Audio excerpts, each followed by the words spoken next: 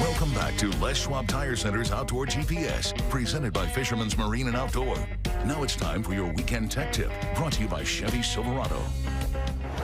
Welcome back, everyone. Now for 100 years, I love saying it that way, fall Chinook fishing on the Columbia River was pretty simple because you got on the anchor and you ran a wobbler. And there's 100 different versions. The original Simons, Brad's minis, you've got Clancy's, you've got Alvin's, you've got all these options that are, and for that matter, customs. We used to make them right in our boat, cutting them.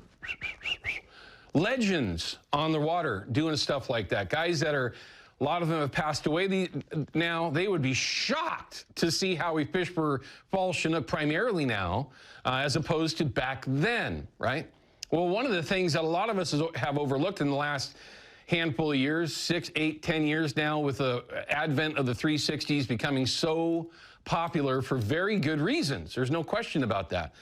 But it turns out wobbler fishing is just as effective now as it was back then, and in some situations even more effective than trolling. Now, I don't have the time today to get into those specific scenarios, but we mentioned this last week with Ken from Coldwater Strong.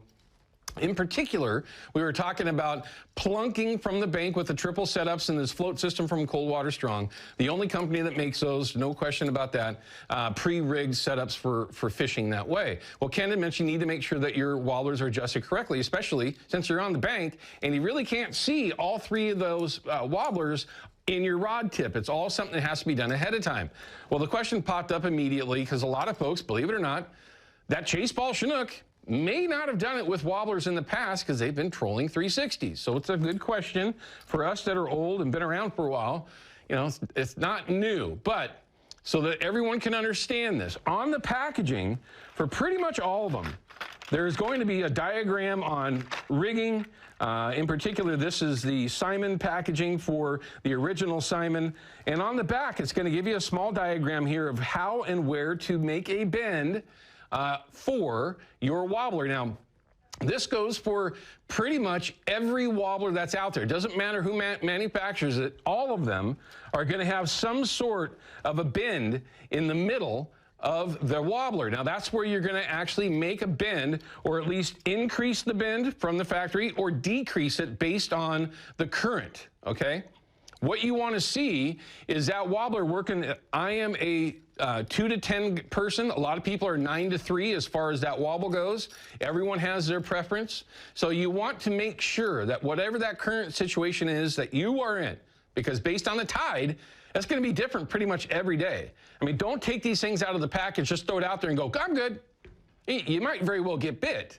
But if it's tuned and you're getting the wobble that you want to see, you are much more apt to get bit than not, okay? So, well, fish got to be there. They got to be willing to bite.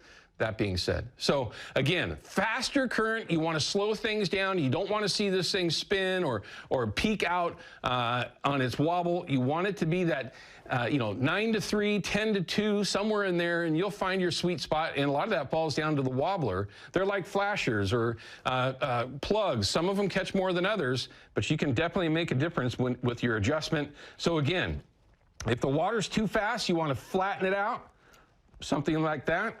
If the water's slow and you want to get that thing to work correctly, you put more of a bend into it so that it's more, again, just more wobble to it. And then sometimes you can even play with the different weights of your Dodgers. Some companies will make a thicker material, metal, where it's heavier and you don't have to adjust it as much in that heavy current, and some of them don't. But you can find that happy medium in pretty much all of them. There's some really good ones out there. Color is certainly a thing, and if it's blue and chartreuse, that's it. That's about, I got to have that.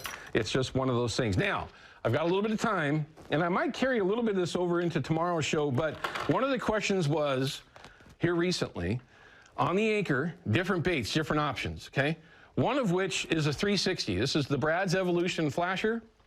And then, of course, with the spinner behind it, like you see there, or a spinning fish, or a super bait, or something, doesn't really matter. Whatever it is that you like to fish behind a 360, again, with the 360 flasher on the anchor. Now, some are going to go, what are you talking about?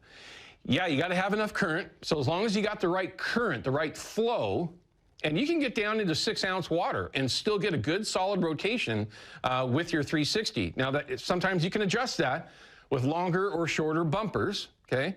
If the water's not really traveling very fast, maybe you're in like the 1.8, 2.2 speed. If you got a speed wheel, which I hope that you do, you better. You can get away with shorter bumpers, right? An 18-inch bumper will help get a full rotation. If the water's just ripping, you can go to a longer bumper up to 24 inches. Some people like to go longer. 24 is the max for me, and that can get your rotation correct. You always just got to watch that rod tip, right?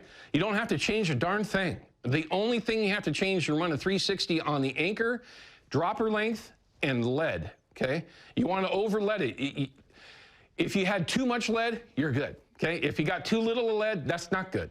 Now, you can still, I've seen it, Robert, with too light of lead, but letting that flasher actually get itself off the bottom, and based on what the current does, it kind of bounces around a little bit of an insider thing there.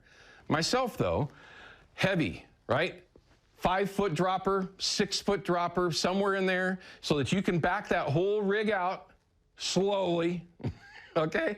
They're not designed for being backed out. This is something that you're doing that it is not designed specifically for, but extremely effective. No question. Very effective. Right in the boats with everybody running wobblers. You get the guy in the middle of all the boats with the 360 and bang. So it's one that you need to keep on your radar, and don't be scared to run it. Just the only change that you need to make, pay attention to that bumper length so that you got full rotation. Your rod tip will tell you everything. And then a longer dropper, 4 to 6 feet minimum, because you want to make sure that if you get that boat swing or funny current, depending on where you are, that if it does fall, that it's just dangling and not getting down to the bottom. You don't want to lose, you know, a $10, $15 flasher and gear when you're doing that, but it is very, very effective. So wobblers and the 360, that's how I would fish if I'm going to go out and jump on the anchor. And based on what's going on now with fish flying through the system, it saved me last year. It could very well be the way that I saved my fall Chinook season this year as well. All right, there you go. There's your Chevy Silverado Tech Tip of the Week. Hopefully that helps out in some way. And it's a whole other discussion when you're talking about treble hooks or side wash on wobblers. I mean, that's an entire show that we could talk about. But we're going to cut to a break. When we come back, I'm going to have Jason Hambley. He's way downriver now, down in Astoria, chasing some salmon with clients. Excuse me, he's not a guide. With buddies.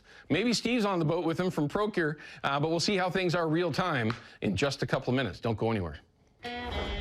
Outdoor GPS is brought to you by Yakima Bait, steeped in tradition, innovation, and fishing success. And by Procure Bait Sense, ruthlessly effective.